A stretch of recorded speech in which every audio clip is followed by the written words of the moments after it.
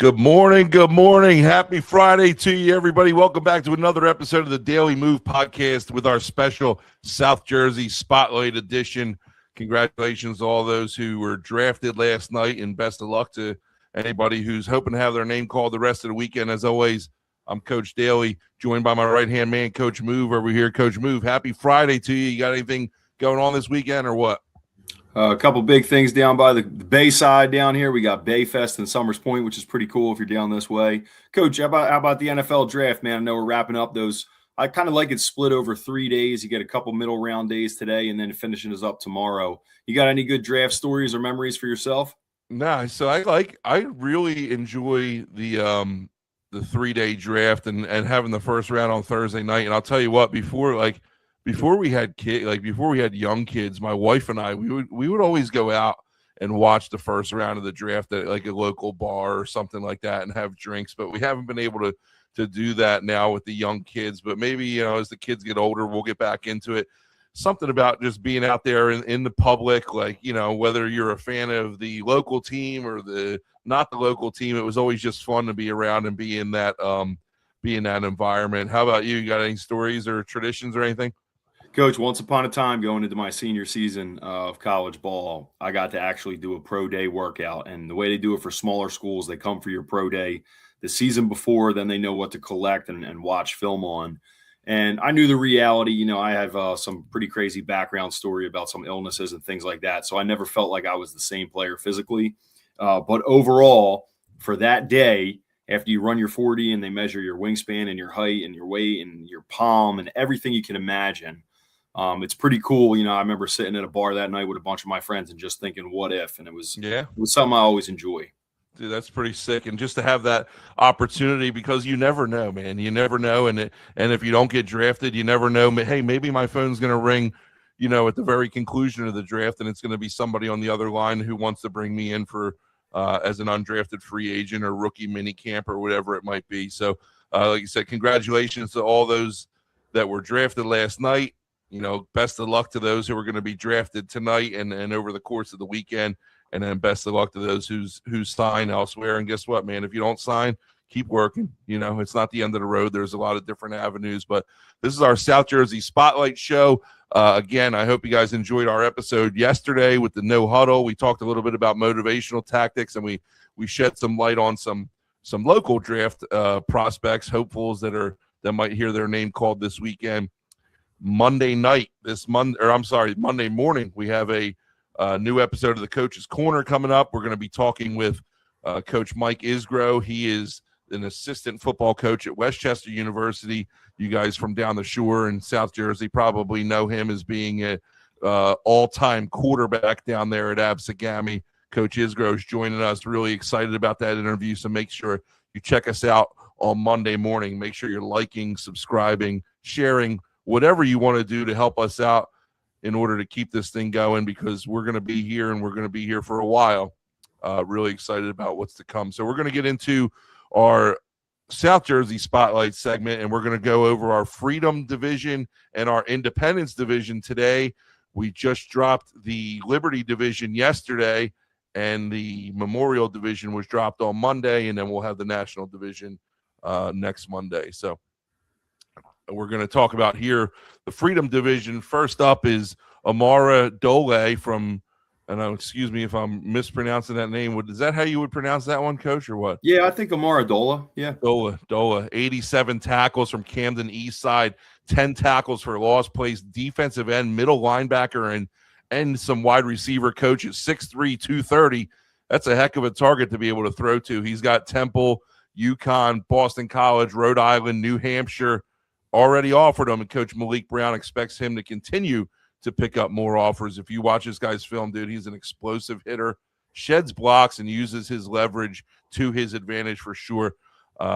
Great player, and, Coach Malik Brown played at UNC, so he knows he's got a good one.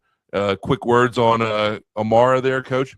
Coach, just a physical, downhill, explosive player, dents the line of scrimmage. You can see him projecting as an edge player or an off-the-ball box linebacker, which is a really good thing to have at that size. Know he's going to have a monster year this year for Coach Brown. Awesome. We're moving on. Judah Carter, Cherry Hill West, Coach Wojcik for the Cherry Hill West Lions. Last year, he had over 500 yards rushing and 4 touchdowns. Defensive secondary, he made 35 tackles, a couple plays on in the pass game as well. When I was watching his film, he's a really rangy player. He looks tall to me. He's shifty, but he's quick, and he's also a big-time threat in the kick return game, Coach. He actually had a return for a touchdown against Cherry Hill East, and probably one of the biggest rivalries in the state. I don't know if it, you can make an argument for a few, but I still think East and West is up there, or East versus West is up there. But he had a huge return for a touchdown in that game, and then he had another big return that put him in scoring position. Coach, I know you got a message for Judah here. We're watching. We got to piece his films together. Let's give a little piece of advice here. Yeah, man. Like you said, Coach, a very fluid and confident, capable playmaker. Like, he gets the ball, he's able to make plays. Judah, put a season highlight tape together. Put it together, right? A coach is not going to go through and click on individual play highlights. So for your sake, if you want to be recruited, if you're trying to play college ball, if not, no big deal. But if you are, put those plays together because you got some good film, my man. Yeah, we're moving on. We got Jake Barbich here from Cinnaminson. Talk to me a little bit about Jake here, Coach, and what Coach Patrizzi's got over there for the Pirates of Cinnaminson. Yeah, Coach, I don't know about you, but when I think of Cinnaminson, I just always think of toughness, right? I don't know whether it's guys I played with in college, people that I'm friends with now to this day. It is a tough town. They play tough ball. Coach Patrizzi kind of embodies that himself as well. And Jake fits the mold perfectly. He runs the ball for him. He plays some defensive line, even in the interior for him. Maybe is going to be a linebacker at the next level if he decides to pursue playing in college. 62 tackles, 7 tackles for a loss, 3 sacks, 3 interceptions. Crazy to see that from defensive line, but a really good player, covers sideline to sideline, lightning quick through the line of scrimmage. Great player, and we know he's kind of like that throwback player. And he's going to have a great year this year for the Pirates. Sure. Sometimes you can see those defensive linemen, they get those interceptions off of like reading the screen passes or whatever it might be. And it just shows great instinct, but that's awesome. We're moving on. Coach Rob Bryan, he's got a good one in Ibrahim Hudwell over there at Gloucester. Talk to us about Ibrahim, Coach, and what Coach Bryan's got going on with this player.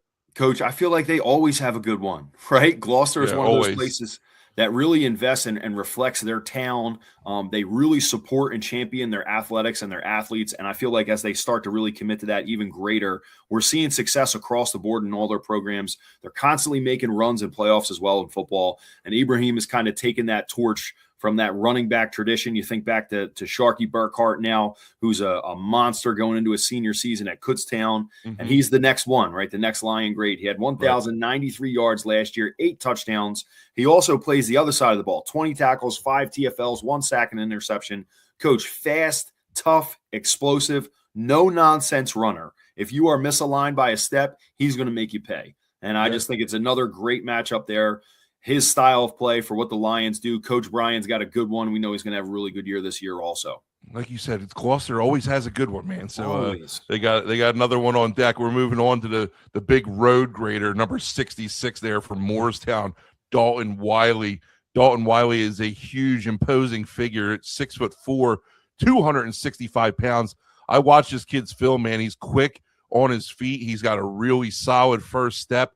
He's powerful, Coach. He's old school, and most of all, I love it out of my offensive lineman. He's nasty, dude. Me too. He is nasty, and I'm sure he's a great, nice young man, but when he's on the field, dude, he is going to drive you to the ground, and then he'll let you up and think that you have a second to breathe, and then he's going to drive you to the ground again. That's what I saw on his film. It's relentless nastiness, man. He's a college offensive lineman all over him. Coach Sherry, he's got himself a good one out there in Moorestown.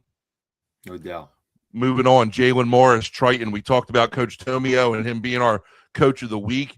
Coach, I'll let you talk about Jalen Morris, but Coach Tomio says he is the most electrifying athlete that he's ever coached. That's a huge, huge statement coming from Coach Tomio. Tell us about Jalen Morris and what you know about him. You're right, Coach, and I agree. I know this the hard way, right? We played against Jalen when he was a sophomore, and immediately on film, you're like, wow, this kid moves different. Electric is the perfect word for him. extremely athletic.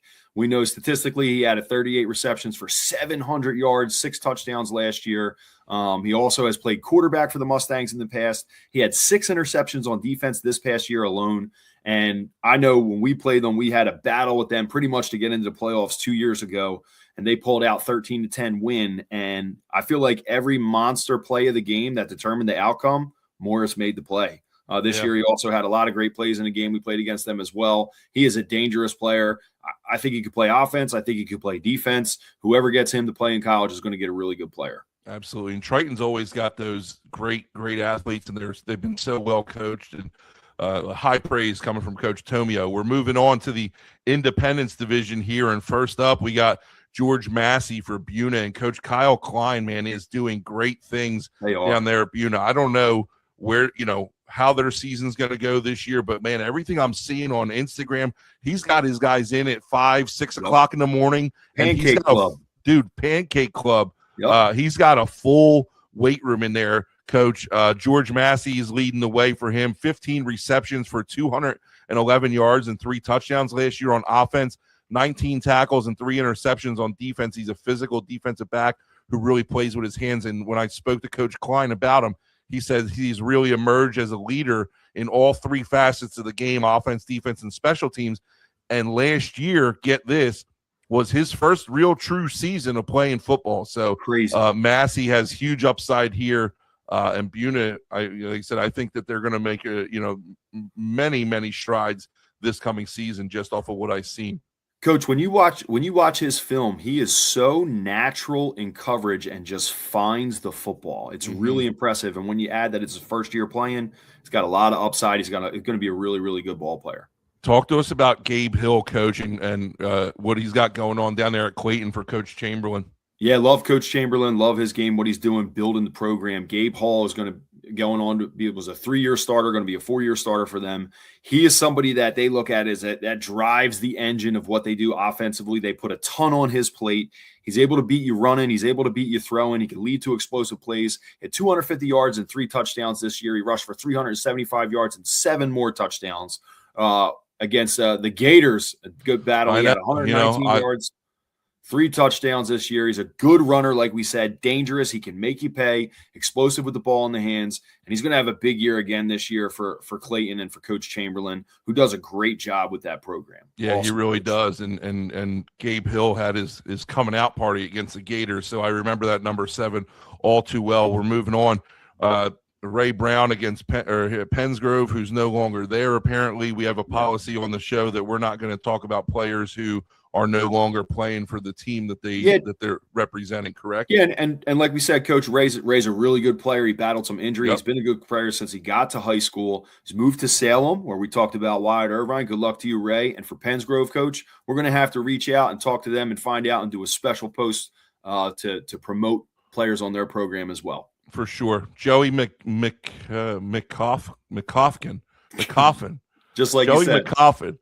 Top returning tackler for Pittman. Lamont Harris, we talked about him a couple of weeks ago. Lamont Harris, he also starts on the offensive line, and he's one of the best stories over the last 10 years. Talk about Joey McCoffin. I'm sorry, pal. We should check the names before this, but I'm butchering that. No, that's a tough one, Coach. Joey is I love Pittman. We talked about how we like their field and their stadium. It's a cool small town. It was right by Clearview, so I was always familiar with that. We had some Pittman alum that worked and coached at Clearview over the years while I was there. But it's important in town, and they saved that program. They had to step down to a JV level for a little bit, build it back up, and then I feel like it's winning division titles 3 out of 4 years. So Joey's a big part of that. Defensively, just natural, very physical at the point of attack. We see him picking the ball off, leading to big returns at linebacker. Just a great player, and the selflessness, and Coach, you know it all too well, Group 1 football. When a player's good, they got to play everywhere, right? So there's no time off. He's on special teams. He's on offense. He's playing O-line. He's on defense. Great player. Know he's going to have another really good year this year for Coach Harris. For sure. We're moving on here. We got Dale Thomas to talk about from the Woodbury Thundering Herd. Dale Thomas, dynamic running back, man. He's got a great frame. He just looks the part, and he looks, he's incredibly strong. Yes, if you watch his film, dude, the first clip of his film, he's like wrapped up in the backfield by like 4 different guys and somehow slips out and he's able to take the ball to the house. 381 rushing yards this year, 7 touchdowns. He's going to be the workhorse in the backfield against or for that Woodbury Thundering Herd team. And again, another team that I'm going to have the unfortunate task of having to face this kid because he's a great player, and Woodbury and Gateway is a long-standing rivalry. So we'll be seeing him, I believe, in week 4, if I'm not mistaken. Okay. Yeah, man. Wrapping the Independence division up here, we got Cole Ware for Woodstown. Coach, talk about Cole Ware and what you know about him. Coach, I'd reach out to Coach Trouts, and I was asking him about guys on his team because, we look at stats and we see some film, but we want to see what the coaches think. Coach, I can't tell you the overwhelming majority of their team are freshmen and sophomores. Like they might be the youngest team in South Jersey, and they're very competitive. It's a tough program at Woodstown. Cole fits the bill. Play some running back. He's your H-back, fullback type, downhill runner, run some power. 14 touchdowns on the ground this year, Coach. When they needed to punch it in, he was the guy to go to. They have a freshman quarterback last year who started every game. These 2 guys have a great connection. You can tell they played together growing up. And they're expecting huge things from Cole this year, returning 2-way starter, and I'm excited to see it as well. Another great program and a good player that's set up for them to be a big piece of their future, not just this year, but the next 3 years. Yeah, I had to take a double take when I saw 14 touchdowns and 177 yards. I was pretty taken back by it, man. And you mentioned the quarterback. I think his name's like Forrester or something Hurst like that. Or something. Yeah, Frank Hurst. Hurst. Yeah. Hurst. Dude.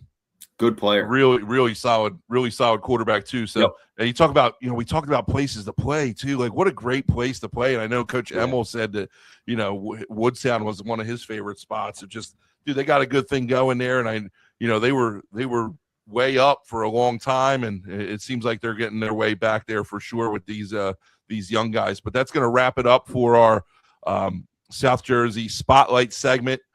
We got the Freedom Division taken care of. We got the Independence Division. I hope you guys enjoyed it. Join us next Friday as we break down the South Jersey Spotlight again. We'll have the Liberty Division. We'll have the Memorial Division, and we're going to have the Liberty Division, all right? So keep an eye out for that.